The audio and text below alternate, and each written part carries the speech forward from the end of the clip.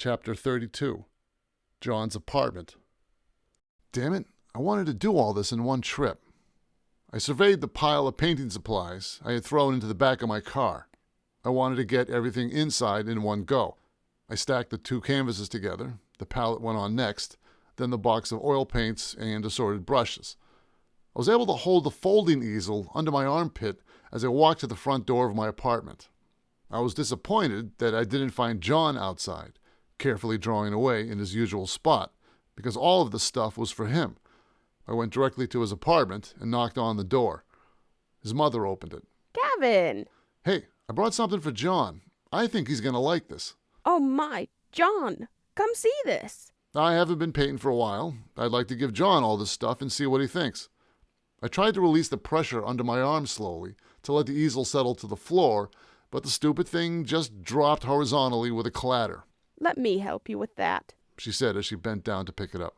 I followed her to John's bedroom.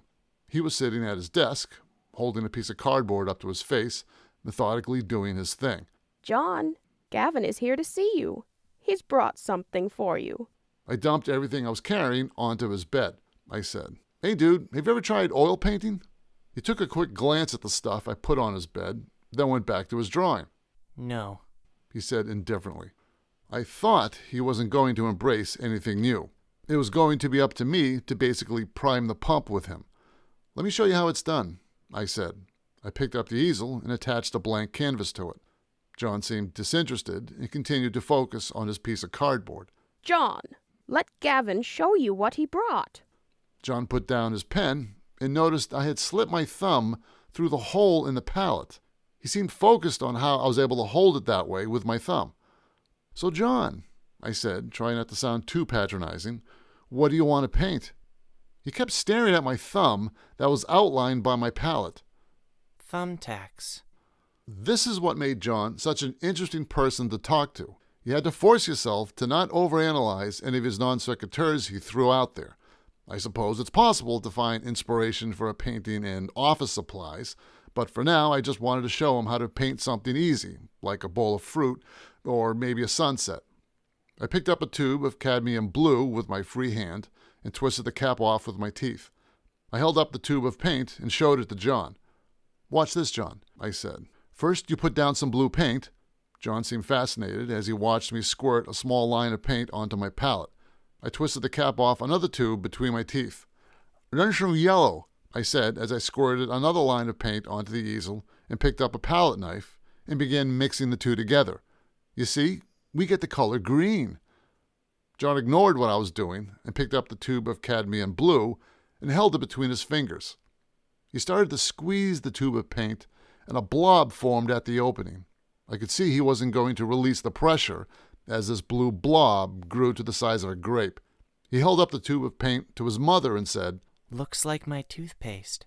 Just as this blue booger was ready to fall from the tube, I managed to get under it and caught it with my palette. "Watch out, John," I said. "This stuff can ruin your carpet." John's mother admonished him. You're going to have to be careful, John, with that paint. Don't get it on yourself. I loaded a brush with some of the freshly mixed paint. "Then we apply it to the canvas," I continued, "like this." I made a little green splotch on the canvas. I offered the brush to John. "Do you want to try?" I said. John ignored me and picked up the smallest round brush I had. He'd use it to paint the glints in someone's eyes. He held up the tube of cadmium blue, still in his hands, and dipped the tip of his brush directly into its opening. He applied a small dab of paint onto the canvas, making a tiny circle. He repeated this 3 more times until he had a small square pattern. A content smile broke out on his face. "Where's Bob Ross when you need him? Typically, you'd fill in larger areas first, then add more detail as you added more layers of paint. But okay, you can start with tiny circles." "John, you're doing great," I said. He took the canvas off the stand and placed it in his lap. He put his face right up to the canvas and continued painting tiny circles, carefully dabbing the little brush into the tube's opening. Oh, this is great. We're always trying to get John to try new things. "John," I asked him, "what are you going to paint?" Goggles. I concentrated for a moment and tried to imagine what he was seeing. Was he painting tiny goggles? Goggles for the eyes of a fly? Maybe with enough dots, if you stood back, you'd see some kind of eyewear, as if you were looking at a screen print up close. I had no idea what John meant as I watched him meticulously apply more paint to the canvas. He got me again. His mother asked me, Can I give you something for the materials? "Oh no," I said. "In fact, I'd like to pay for John's paintings, when he's finished, of course." A perplexed look came over her face. "I have a buyer who is looking for new artwork," I said. "I think he's going to like what he's doing." I wasn't going to tell her that everything he does will end up going into an incinerator. I'm sure John wouldn't care either. He's got a room filled with cardboard drawings that even his mother hasn't seen. Hell, I thought I was being magnanimous. John will now be supporting himself and his mother with his artwork.